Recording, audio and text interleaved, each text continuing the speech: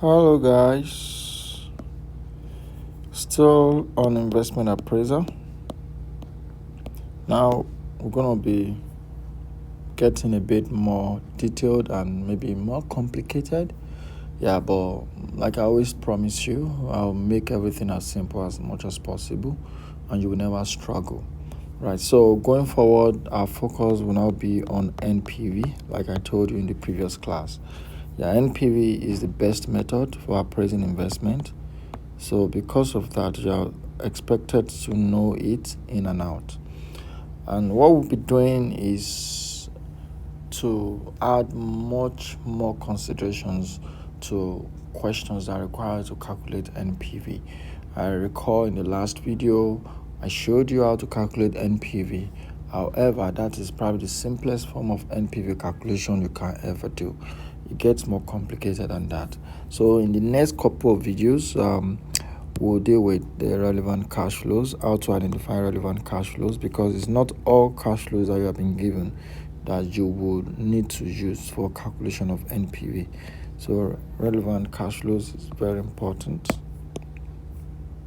So you must know how to identify relevant cash flow.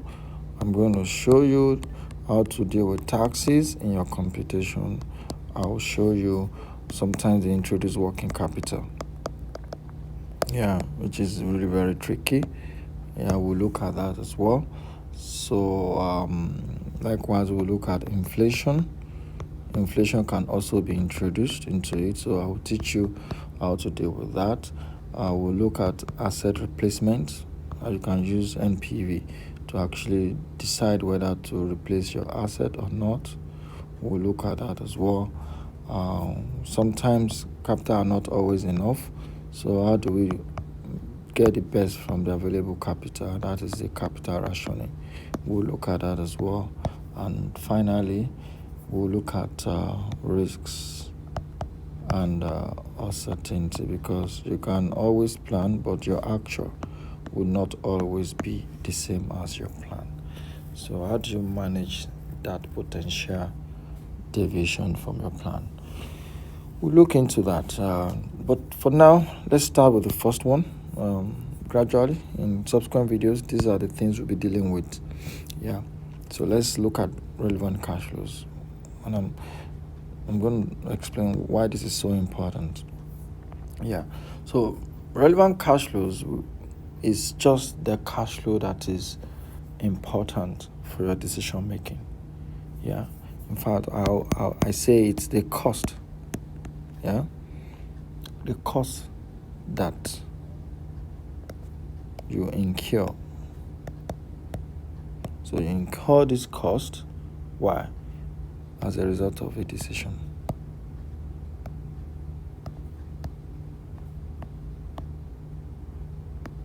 So please take note. It's not a cash flow that helps you take a decision. No. It's a cash flow that you incur after you have taken a decision. This is very important. After a decision has been taken, not before. Because you need to understand this to know how to decide whether a cash flow is relevant or is not relevant. Because when it is relevant, it means you use it to determine NPV.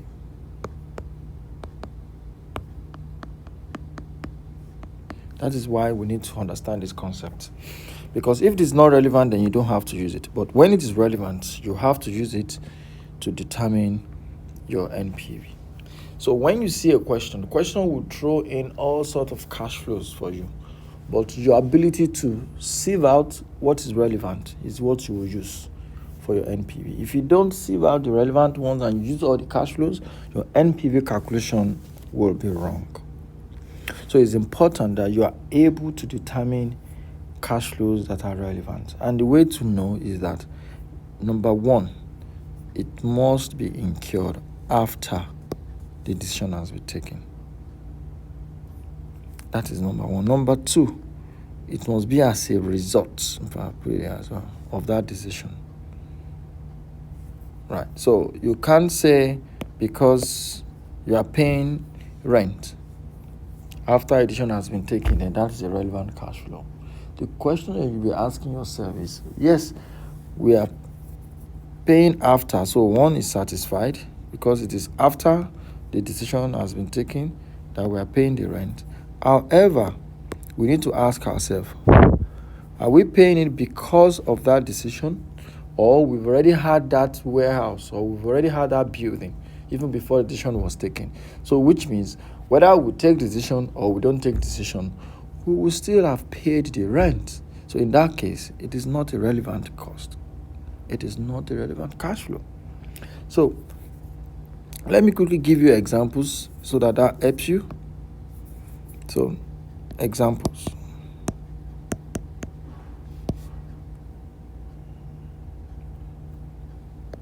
A popular one is your variable cost.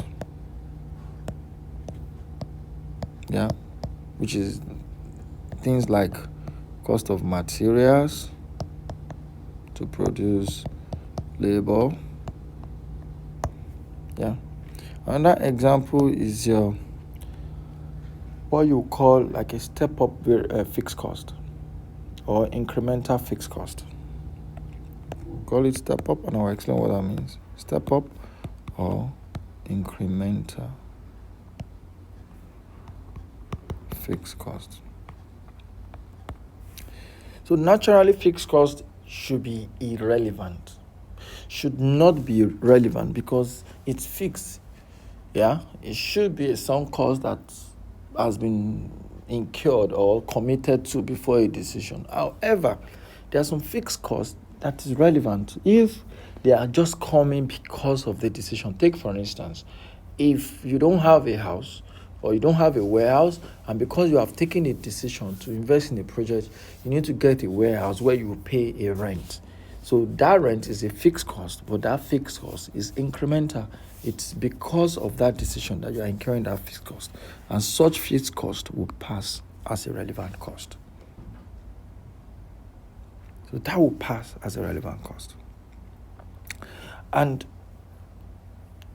that is pretty easy, but sometimes it's also important to understand what are the examples of irrelevant costs, which you must not use.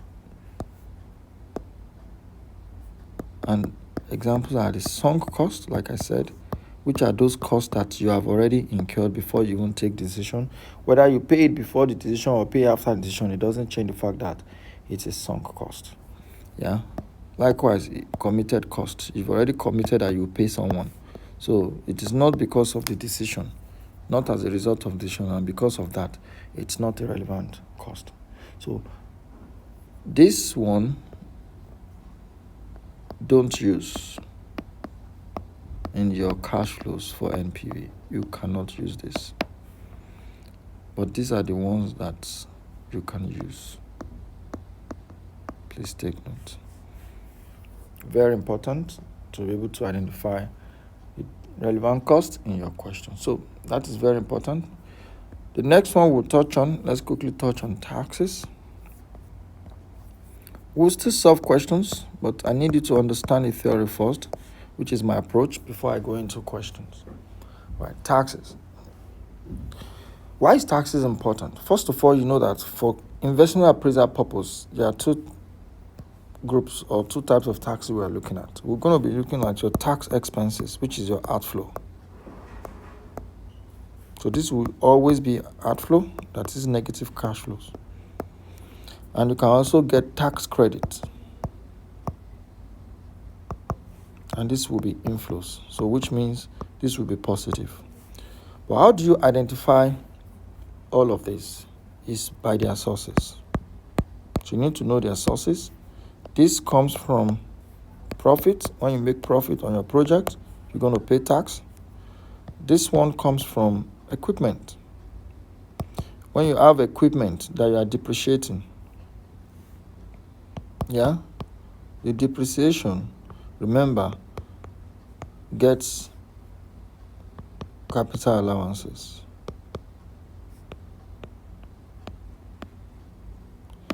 So when you calculate your tax by applying tax rate, you get your tax expenses. You also apply tax rate. Let me call it T. Let me not call it R so you don't get confused. T. Yeah, tax rate percent. You multiply capital allowance by tax rate as well to get your tax credit. So those are the two sources where each of these types of taxes come from. So when you are plotting your cash flows, you have revenue, you have variable cost, you have fixed cost that are also relevant, you get profit. You're going to still multiply it by tax when you get your tax amount, multiply by tax rate before you get the profit after tax. This is your final cash flows that you now need to calculate PV on. Yeah, likewise this, before you finish, if you have equipment, then in that case, when you get your profit after tax, you need to add tax credit. And tax credit comes from here. And I can quickly show you an example. Take for instance, if you use an equipment in your project that, take for instance, cost $100. Yeah, if your depreciation policy of the company is 4 years straight line, means that you have to calculate depreciation. So you have opening, you have depreciation, you have closing. So for year one, you're going to open with the cost of the asset. You depreciate it 25 because it's 4 years, so it's 20. For one, depreciation is 100 over 4, and that's equals to 25. So you're going to have 25 for the depreciation for year one. Then the closing balance will be 75. Then you go year two again, you open with 75, which is the closing for year one. Depreciation always be 25 because it's straight line. You have 50, you have 50 here, 25, 25, 25, 25, then 0 by year 4. So by year 4, the asset is fully depreciated. So, yeah, but how does this work for investment appraiser? This is not enough for us. We now need to calculate our tax credit because we only deal with cash flows. Yeah, so when you are plotting cash flows, which we'll see when we start solving questions, this is the column that is very important. That column of depreciation. This is the column that is very, very important. Now, this is not the cash flow itself, but each of these now be multiplied by the tax rate. Let's assume tax rate is 30%. That means that our cash flows that we need for investment appraiser is 25 multiplied by 30%. So that will be 7.5 every year. So we'll get the cash flow of 7.5. So it's like assuming that the taxman is giving you cash of 7.5 every year. And this is what we will now use for our investment appraisal.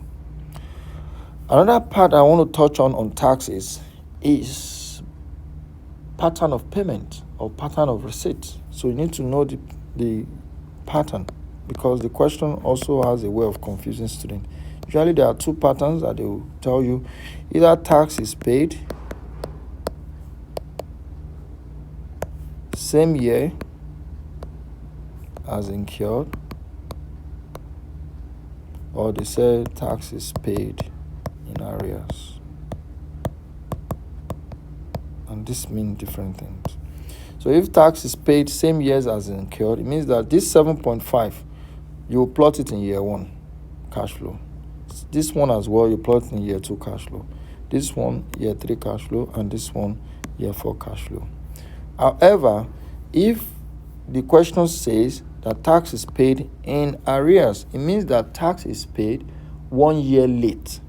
So the tax will also get, so you also get your credit 1 year late. That's what it means. So if you pay tax 1 year late, you also get credit 1 year late. And which means that this 7.5 will now be gotten in year 2. So you plot 7.5 in year 2. This one will go to year 3. This one will go to year 4. Then this last one in year 4 will now go to year 5. That means you're going to have a year 5 cash flow. And you'll see it when we start solving questions. But I just need to introduce these concepts to you first before we start going into serious questions. So that's what you need to know about taxes before we go into the question. Now, the next one, which we need to touch on, those concepts that we need to touch on now, is the working capital. Yeah. So working capital is another very tricky one, which is very, very critical. Working capital. So sometimes they will throw in working capital information in your question. And what is working capital? Remember, is your current asset and current liability. But most times this is the part that they focus on. And it's usually they might call it materials. I know when they say materials, what are they talking about? They're talking about inventory. So it's about working capital requirement. So they might say this project requires a working capital of 500 at the beginning. So it means that as you are buying equipment, you also need to buy materials. That's what they are talking about. Or buy inventory of 500 raw materials. So which means you're going to have a cash outflow at the beginning of the year, negative of 500. But most importantly, always remember that at the end, let's say this is year 0, by year 5, you must recover this 500 back. It comes back because you're going to sell it. And you don't inflate it, you don't deflate it, you don't discount it. When you plot it, is when you are done with all your cash flow that you start all the discounting. Don't discount cash flow individually. You discount cash flows annually. I will show you. But please just follow. There are 2 things here that you need to know. The first one I'm telling you is the fact that when you spend money on working capital beginning of the year, please remember to recover it at the end of the year. These things earn marks, and you can lose your marks if you forget to do it. I'm repeating it again. Remember to recover your working capital. Please recover it, because students always forget to recover it at the end of the year. And I say it again, remember to recover your working capital at the end of the project. Extremely important. I know why I'm repeating it. And I say it again, remember to recover your working capital at the end of the project. The second part, which is another way of testing this working capital part, this is a simpler and easier one. The other one is, they say, take for instance, they say working capital for each year is stated below. So let's say year 1, year 2, year 3, year 4. They said year 0, they need 500.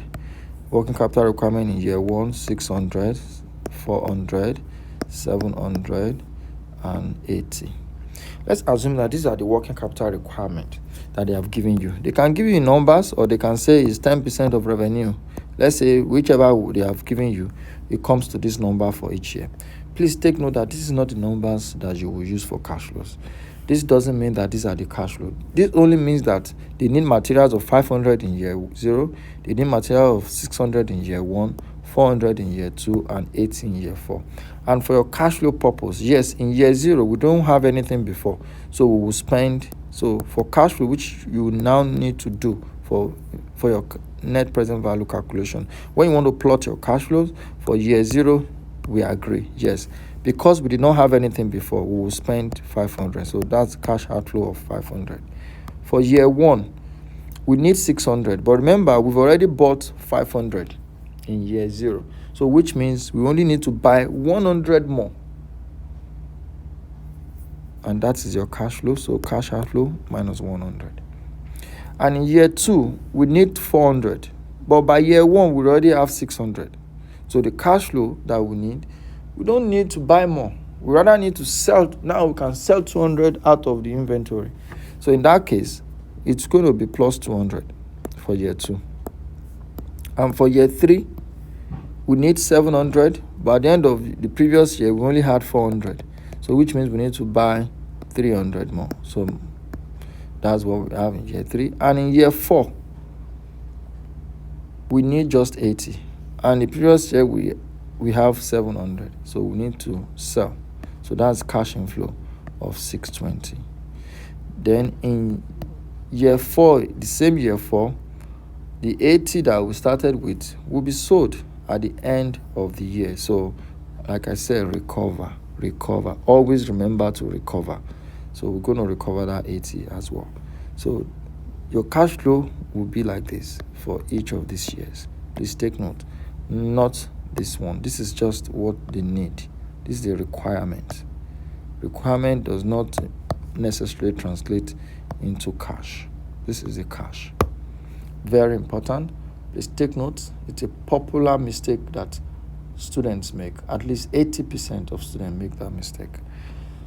And that will be for this recording. I will move on to the next one, which will be on inflation, before we start solving on question. So the next recording will be on impact of inflation. Then after, I will go into questions before we step it forward again to look at asset replacement, capital rationing, risk and uncertainty. In fact, the way I'm going to do it, this will be a different video, this will be a different video, this will be a different video, because they are big on their own. So next one, we'll do a video on inflation, and we'll see if we can solve questions on all of this that we have done so far.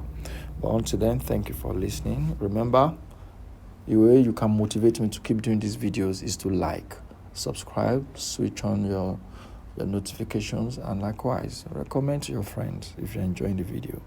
Thank you. Bye now.